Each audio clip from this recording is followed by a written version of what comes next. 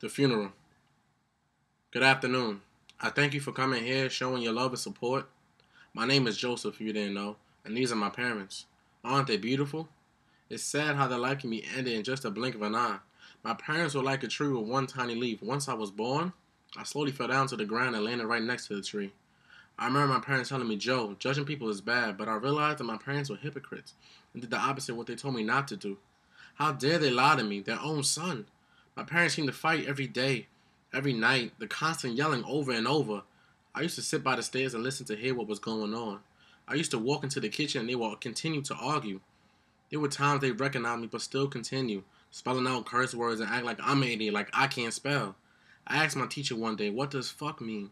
She was shocked and called my parents. She asked my parents, where did I learn this word? My parents just shrugged their shoulders. The teacher was worried about me and offered therapy as an option, not for them but for me.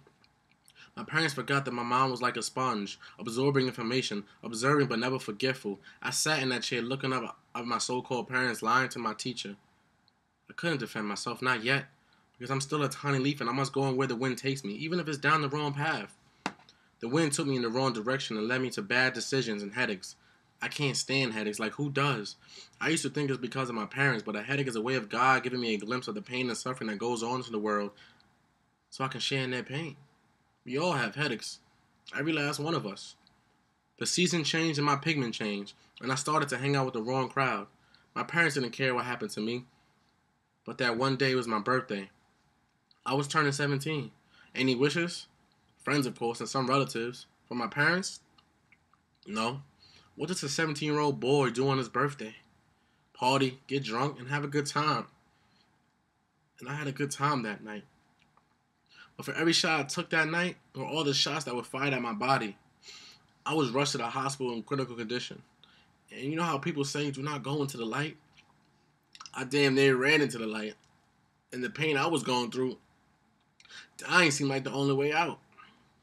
The pain I was trying to escape with my parents, because if I died, I knew I would wake up in heaven, surrounded by angels, around people who cared. I woke up in the hospital and my parents were passed out in the chair. I bursted into tears, because angels were surrounding me. My mother, my father, who would have thought? I saw another side of my parents that day. Despite the arguing and yelling, their common purpose in life was me. That day, the wind blew me in the right direction back to where I started. Now we gather here to celebrate the lives of two amazing people. I always loved my parents. Now I'll leave you with this. Our childhoods are like nightmares. We can never forget them. Our lives are like dreams. We can only remember certain parts. Death is our alarm clock so we can wake up to begin our day. Heaven is where our lives begin. For me, my nightmares are over. My dreams are over. Death, I'm waiting. I just want to see my parents again. Thank you. Joseph DeShields.